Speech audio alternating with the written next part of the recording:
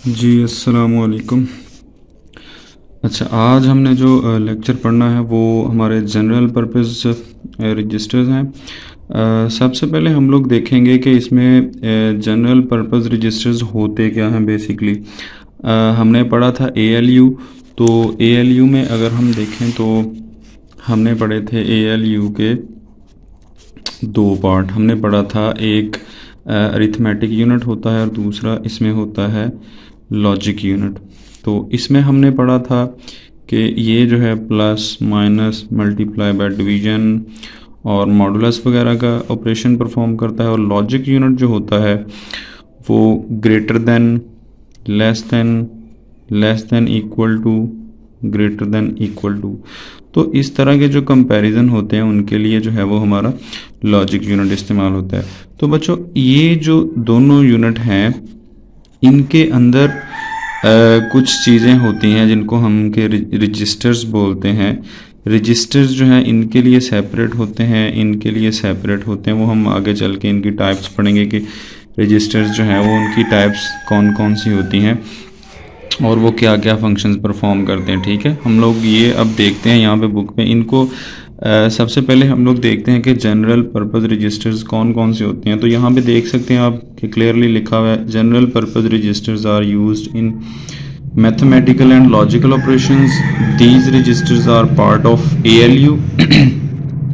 तो यहाँ पे हम देख सकते हैं कि वो कह रहा है कि ये जनाब ये पार्ट होता है ALU का। तो आपने इसमें क्लियर रहना है कि ये कहाँ पे मौजूद होते हैं। तो ये मैंने आपको बताया था कि जब CPU के अंदर की फास्टेस्ट मेमोरी की बात की जाए तो हम देखेंगे कि ये रजिस्टर्स की बात हम करेंगे। ठीक है, तो यहाँ पे वो बात कर रहा है कि पार्ट ऑफ द ALU होता है। तो वो कौन कौन से होते हैं? ये चार रजिस्टर्स जो हैं उनकी उसने बात की है। सबसे पहले है अकम्युलेटर है, बेस रजिस्टर है, फिर काउंटर रजिस्टर है और डेटा रजिस्टर है। यहाँ पे हम अगर देखें तो इसकी डिटेल भी उन्होंने दी हुई है। तो सबसे पहले हम अकम्युलेटर रजिस्टर को देखते हैं। वो कहता है कि it is used for arithmetic and data operations. आपने जितने भी ये मल्टीप्लिकेशन, प्लस माइनस और डिवीजन वगैरह के ऑपरेशंस करने हैं तो आप अकम्युलेटर रजिस्टर को इस्तेमाल करोगे। फिर बेस रजिस्टर की बात करता है। वो कहता है कि ये भी जो है अरिथमेटिक और डेटा मूवमेंट की डेटा की जो मूवमेंट आपने करनी है उसके लिए ये इस्तेमाल होते हैं। तो आप इसको अरिथमेटिक ऑपरेशंस के लिए भी इस्तेमाल कर सकते हैं, बट इसमें जो है वो आप एड्रेस इस्तेमाल करोगे। वो हम आगे चल के देखेंगे कि एड्रेस किस बेस पे हम इसमें इस्तेमाल कर सकते हैं। उसके बाद है काउंटर रजिस्टर। काउंटर रजिस्टर जो है वो हम ये अगर हम बात करें लूप्स की, जब आप लूप लगाते हो तो कंप्यूटर में तो नहीं वो एज इट इज़ चलते हैं, आप तो हाई लेवल लैंग्वेज में करते हो ना। तो जब वो लो लेवल में कन्वर्ट होते हैं तो ये रजिस्टर्स ही होते हैं जो उसको बताते हैं कि हमने यहाँ पे लूप लगाना है। तो ये काउंटर रजिस्टर उस पर्पज़ के लिए इस्तेमाल होते हैं कि जो आप रेपिटेशन करते हो। उसके बाद है डेटा रजिस्टर। तो वो जो है आपके ये दो ऑपरेशन हैं, डिवीजन एंड मल्टीप्लिकेशन, ये सिर्फ इन पर्पज़ के लिए ही ख़ास होते हैं। वैसे तो हम लोग देखेंगे यहाँ पे अकम्युलेटर रजिस्टर की हमने बात की है तो इसमें अरिथमेटिक ऑपरेशन उसकी उसने बात की, तो डिवीजन और मल्टीप्लिकेशन तो इसमें भी आ जाएगी। लेकिन ये वाला जो है ये ख़ास आप इसी पर्पज़ के लिए इस्तेमाल कर सकते हैं। अच्छा, यहाँ पे उसने एक बात की है कि अगर हम यहाँ पे देखें तो ये वाला पैराग्राफ जो है ये बड़ा इंपॉर्टेंट है, इसको आपने नहीं छोड़ना।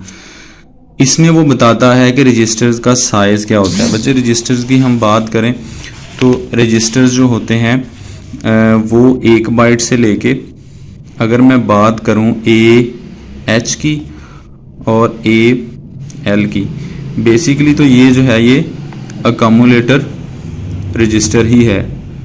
हमने ऊपर पढ़ा है उसको, अकम्युलेटर, बेस रजिस्टर और काउंटर रजिस्टर और डेटा रजिस्टर, तो हम उस हिसाब से उसको लिखेंगे। लेकिन इसका साइज़ होता है 8 बिट और इसका साइज़ भी होता है 8 बिट।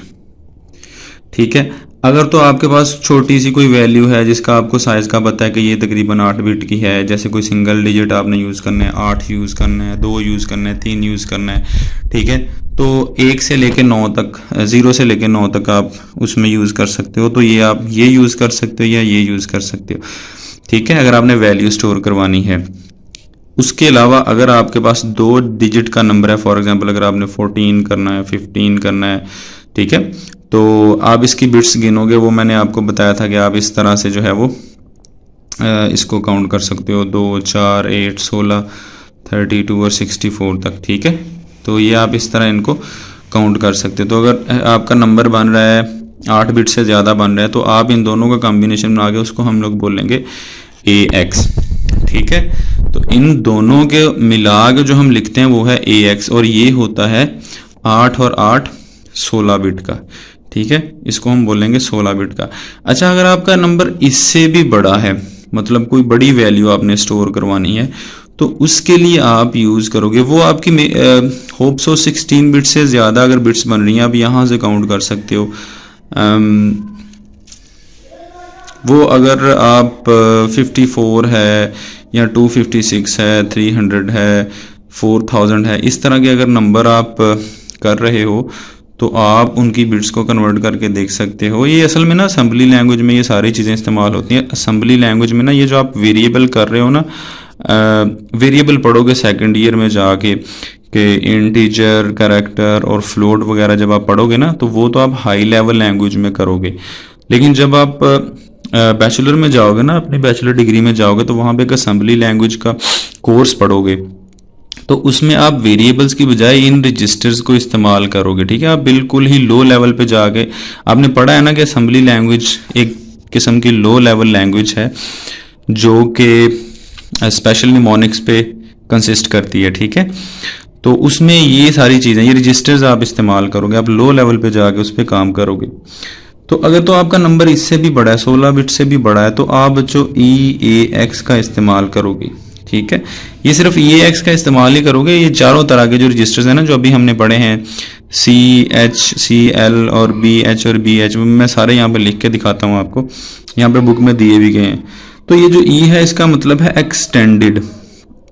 ठीक है, तो ये इसका साइज होगा 32 बिट। ठीक है, तो ये जनाब आप इस्तेमाल कर सकते हैं।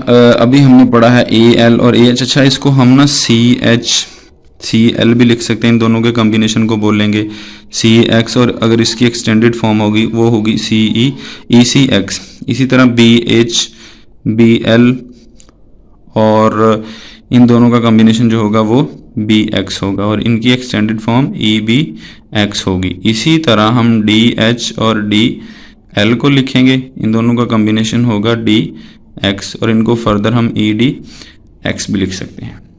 ठीक है, अच्छा, ये सारी डिटेल यहाँ पे लिखी हुई है, यहाँ पे आप देख सकते हैं, उन्होंने इनका एब्रीविएशन भी लिखा हुआ है। तो अब अगर हम देखें डायाग्राम, तो डायाग्राम में आप क्लियरली देख सकते हो कि यहाँ पे अगर हम देखें इसको गौर से, तो यहाँ पे AH लिखा हुआ है, AL लिखा है, इन दोनों का कॉम्बिनेशन उन्होंने AX बना दिया, और इनकी एक्सटेंडेड फॉर्म ये EAX लिखा हुआ है। यहाँ पे आप देख सकते हो 31 लिखा है, 0 भी काउंट करें तो ये 32 बन जाता है। ठीक है, यहाँ से लेके यहाँ तक। उसके बाद ये BL और BH है, BX है कॉम्बिनेशन। तो ये यहाँ तक जो है वो चारों जो हमने पढ़े हैं। अच्छा, ये वाले जो है ये सेगमेंट रजिस्टर्स हैं, ये स्टैक पॉइंटर है, बेस पॉइंटर है, सेगमेंट इंडेक्स है और डेटा इंडेक्स है। ठीक है, ये तो ये हम यहाँ पे नीचे पढ़ेंगे फर्दर इसमें। तो ये था हमारा जनरल पर्पस रजिस्टर्स, जो कि मैथमेटिकल और लॉजिकल ऑपरेशन परफॉर्म करते हैं, उनको हम लोग जनरल पर्पस रजिस्टर्स कहते हैं, और वो ALU का पार्ट होते हैं। अच्छा, उसके बाद हम देखें कि एड्रेस और सेगमेंट रजिस्टर्स क्या होते हैं। तो वो यहाँ पे जो है वो बता रहा है कि जो सेगमेंट रजिस्टर है, जिसको हम एड्रेस भी कहते हैं, एड्रेस और सेगमेंट, ये या का लफ्ज़ है, यहाँ पे जो और की बात कर रहे हैं ना, वो ये कह रहा है कि या, तो ये दोनों एक ही टर्म के नाम हैं। तो इसमें बेसिकली जो है वो आपका मेमोरी का एड्रेस इस्तेमाल होता है। यहाँ पे वो ये बात कर भी रहा है कि segment is a block of memory.